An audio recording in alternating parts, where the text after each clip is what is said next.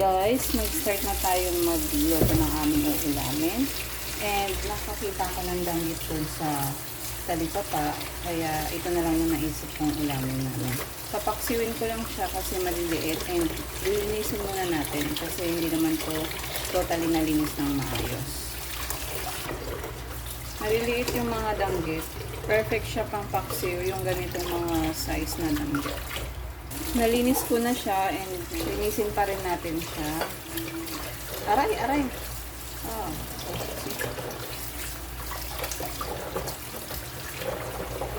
So, ayan. Nalinis na yung ating mga danggit.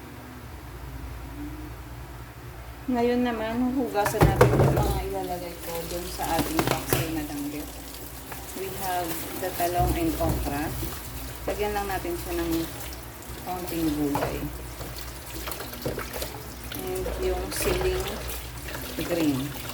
Ngayon naman, asikasuhin na natin yung mga sangkap. We have the bawang, sibuyas, and luya.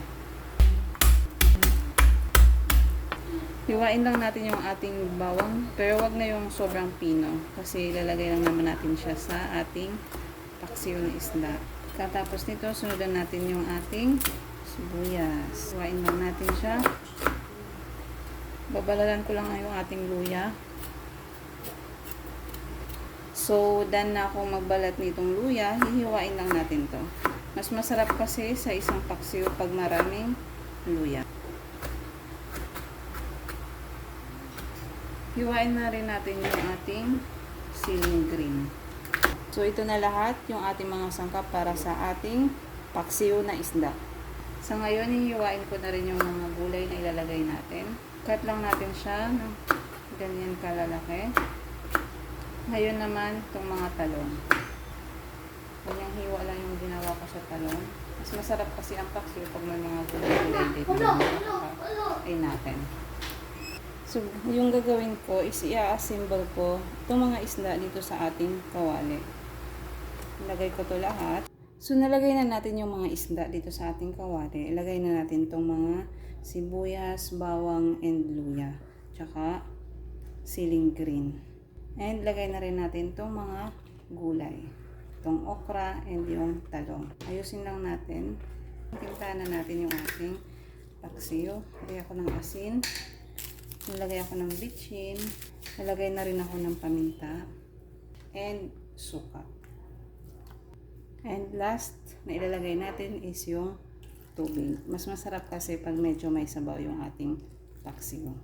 So, ready na yung ating paksiw na danggit. Isasalang na natin siya sa kalan.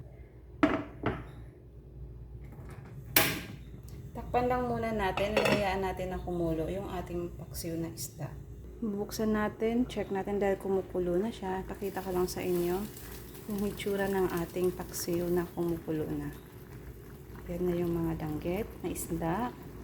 And hayaan lang natin siya. I think hindi pa naman siya totally luto. Takpan muna natin. Tatanggalin ko yung takip kasi umaapaw yung sabaw pag may takip eh. Ayan na yung ating paksiw. And I think guys, this time is luto na yung ating paksiw na danggit na maraming sabaw kasi mas gusto ko yung maraming sabaw dahil masarap to yung sabaw sa kanin. Yan. So, ready na and luto na yung ating danggit na paksiw.